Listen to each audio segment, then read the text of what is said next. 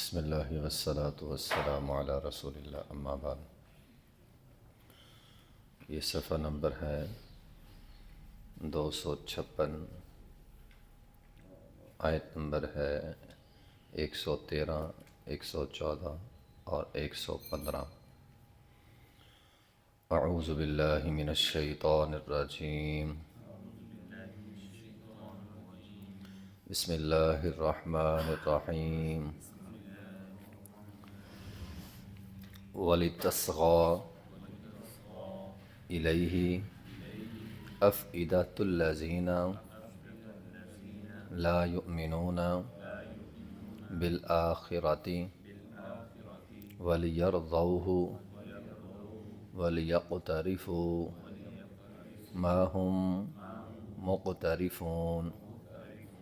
أَفَغَيْرَ اللَّهِ أَبْتَغِي حَكَمًا وَهُوَ الَّذِي أَنزَلَ إِلَيْكُمُ الْكِتَابَ مُفَصَّلًا وَالَّذِينَ آتَيْنَاهُمُ الْكِتَابَ يَعْلَمُونَ أَنَّهُ مُنَزَّلٌ مِّن رَّبِّكَ بِالْحَقِّ فَلَا تَكُونَنَّ مِنَ الْمُمْتَرِينَ۔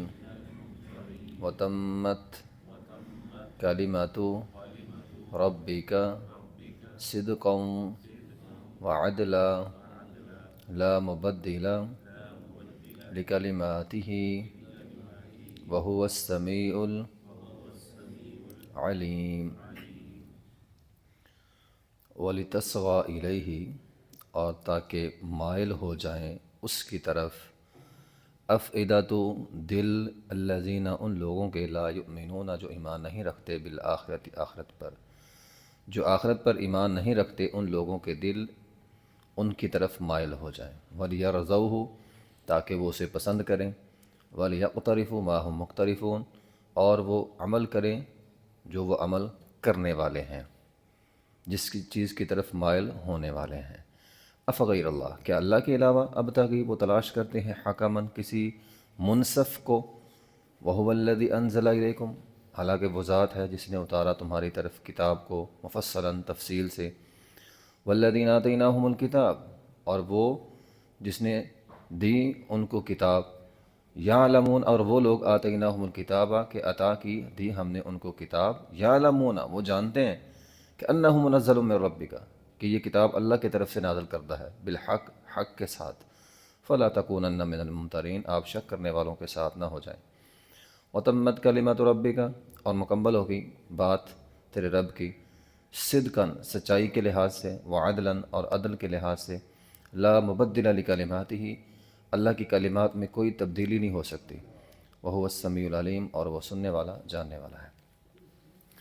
بات یہ ہو رہی تھی پچھلی آیت میں کہ اللہ تعالیٰ فرماتے ہیں ہر نبی کے ساتھ شیطان ہوتا ہے، ہر نبی کے دور میں شیطان آئے ہیں، شیطان انسانوں میں سے بھی ہوتے ہیں، جنوں میں سے بھی ہوتے ہیں، جو لوگوں کو ورگلاتے رہتے ہیں۔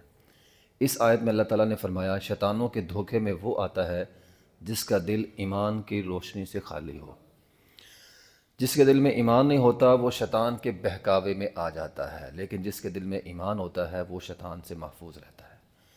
آج کے اس پرفتن دور میں حق کو پہچاننا یقیناً ایک مشکل کام ہے۔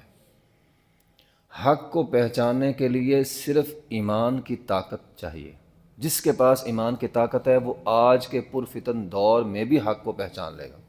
دیکھو شیطان تو آج بھی ہیں، انسانوں میں سے بھی ہیں، جنوں میں سے بھی ہیں، اور اسلام پہ بڑی بڑی باتیں کرنے والے بھی ہیں۔ آج کل تو ویسے سوشل میڈیا کا زمانہ ہے، تو آج حق کو وہ پہچانے گا جس کے اندر ایمان کی طاقت ہے۔ اگر ایمان نہیں ہے تو آپ حق کو نہیں پہچان سکتے۔ جن کے ایمان کمزور ہے، وَلِيَرْضَوْهُ وَلِيَقْتَرِفُوا وہ جو کام کر رہے ہیں اسی کو پسند کرتے ہیں، میں جدھر لگا ہوں میں ٹھیک لگا ہوں، بس میں ٹھیک ہوں باقی سارے غلط ہیں۔ یہ ایمان کی کمزوری ہے۔ اس دور میں بھی اور آج کے دور میں بھی یہ آیت خاص طور پہ ایک اعتراض کے جواب میں نازل ہوئی تھی۔ انہوں نے مشرکین مکہ نے یہودیوں سے پوچھ کر اعتراض مسلمانوں پہ یہ کیا، جو نئے نئے مسلمان ہونے والے تھے، لو جی اسلام کیسا مذہب ہے، کیسا مذہب ہے یہ کہتا ہے کہ جانور اپنے ہاتھ سے ذبح کر لو، یعنی جانور کو انسان مارے تو حلال ہے، اگر اللہ مارے تو حرام ہے۔ جانور خود بخود مر جائے تو حرام ہے۔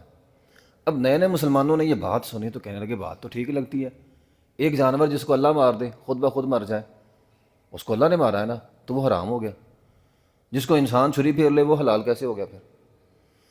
تو ویسے تو تفصیل سے جواب اللہ تعالیٰ نے آگے دیا ہے، بات یہ ہے کہ جانور مارتا اللہ ہی ہے، ہر جانور کو اللہ نہیں مارا ہے۔ اب حکم یہ ہے جس کے اوپر اللہ کا نام لیا جائے گا وہ حلال ہے، جو خود بخود مرا ہے اس پر اللہ کا نام نہیں ہے، تو حلال اللہ کے نام سے ہوا۔